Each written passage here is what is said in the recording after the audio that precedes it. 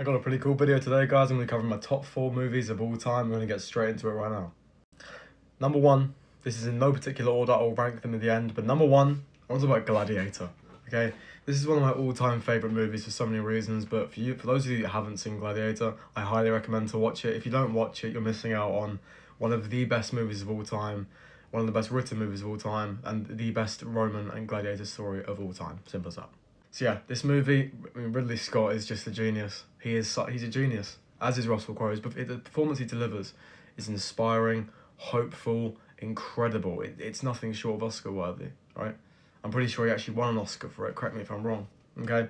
Gladiator is one of the best movies of all time. The script, score, cinematography, direction, acting, everything about it is perfect. The action scenes, the final showdowns in the Colosseum, it's just incredible, and it's a 5 out of 5 for me.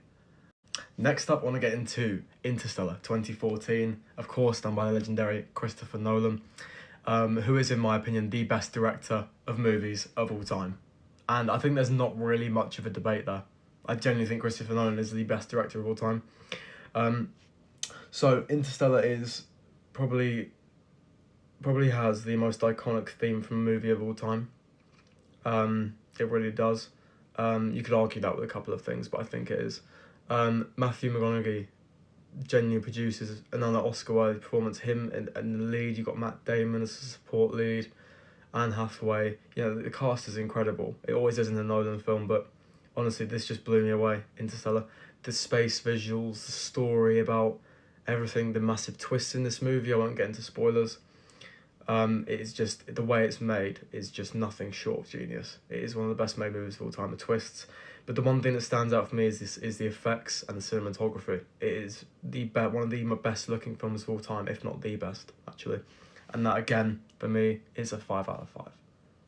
The next movie I want to talk about, it's going to be controversial, but it's Oppenheimer. Okay, Oppenheimer is one of the best movies of all time for me. This is for so many reasons, but again, it's another Christopher Nolan movie. One of the big reasons for this is I didn't know much about Oppenheimer in the past. I didn't really know much at all, to be completely honest. And I've never really been gripped by the war, or bombs or anything like that. But this story, it had something that no other movie has. The whole movie is set around an interview with Oppenheimer. The Americans accusing him of being a communist. It's all set around that interview. And it's like you delve into different parts of his life, and it takes you through his whole life. Mainly the bomb that he creates. You know, that's the main focal point.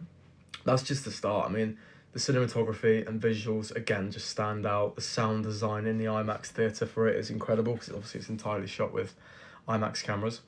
Cillian Murphy it's his best performance of all time in this movie. I know some of you guys will say Peaky Blinders, which is true. He was great in Peaky Blinders, but for me, it's Oppenheimer. It's his best movie of all time. It's what put him on the board for real. And Nolan just produced a masterpiece again. Matt Damon as a supporting lead again was incredible, and the cast range was fantastic, okay? It's a 4.5 out of 5 for me for Oppenheimer. And lastly, in number 4, it's not ranked, but this is just the 4th movie, which is in my top 4, and it is Star Wars Revenge of the Sith. Now, I don't want to hear anything, alright? Anakin Skywalker is my favourite movie character of all time. Okay, his story, his arc, his progression, his development, his whole story actually in the 6 films as well. But this movie captured a story like no other with Anakin Skywalker. And I think Hayden Christensen, the hate he got for playing Anakin in the early 2000s is completely unjustified. It should never have been a thing, because he's looked back on as an icon now, as he should be. He is. He's produced a fantastic performance. I mean, where do you even start? Palpatine playing 2 sides in the war, the brilliant writing there from George Lucas. Adapting the Fallen Angel story and, you know, from the Bible and putting it into Anakin. You know, that's been used for Paul Atreides as well. But it's used for Anakin. It was incredible. You know, betraying everything and everyone you know for your love, right? But you actually betray your true love as well. You know, it's so poetic. From the fight to Mustafar to Order 66... to Anakin's slow turn to the dark side, it is nothing short of incredible. Okay, it's a 5 out of 5 once again. The visuals, the acting, the direction, it is just one of the best movies of all time for me personally, being a Star Wars fan. It is definitely the 4th favourite movie of all time for me. Okay, so now we're gonna get into ranking these movies. I want you guys to let me know as well, like what you think, because this could be quite controversial. I hope it isn't, because I think I've got a pretty good top four. But I'm gonna rank them now, so let me know what you guys think. Okay, so coming in at number 4, my 4th favorite movie of all time is Star Wars: Revenge of the Sith. Okay, so the movies above it really are just a level above in terms of the film's creation, its cleverness, you know, the writing, direction, acting. It's just a level above, right? I can accept that.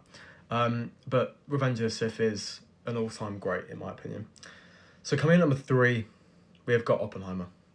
Okay, I'm gonna more explain why the other two are above than why Oppenheimer's 3, because excuse me, because it's very close. So Oppenheimer is, I described what it was, and what really makes it a fantastic movie is its visuals, its story, its setting, and its acting. Okay, they're the highlights for me, right? But Interstellar and Gladiator have something it doesn't. I can't explain what. It's something you just know, right, with the movie. You just know. Okay, it doesn't have that. Okay, so for me, Oppenheimer's 3. It's a very close 2. We'll get into that now. So, number 2, we've got Interstellar.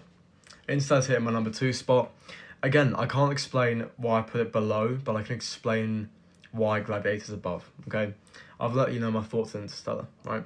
But Gladiator takes that number 1 spot because not only is it one of the most inspiring stories in movie cinematic history, it's also one of the best performances from Russell Crowe, from Joaquin Phoenix especially as well, playing the Emperor. Everything about that movie, the writing, the power, Maximus being relegated to Gladiator, I mean, the score from Hans Zimmer, you put everything together and I can't name one fault in that movie. It's perfect. It's perfectly done. It's a 5 out of 5. I can't say the same for the sequel. Gladiator 2 was a bit of a disappointment. It was still good. I thought it was pretty good. I'd give it like a 3 out of 5, but it wasn't perfect. This movie is perfect. Everything. Right, Lucilla, Commodus, Lucius, everything about this movie is perfect, okay? So it's a 5 out of 5 for me. Let me know what you guys think about my top 4 movies of all time. I wish I could go more into depth, but I don't want to go over my runtime, so let me know your thoughts down below and leave a comment.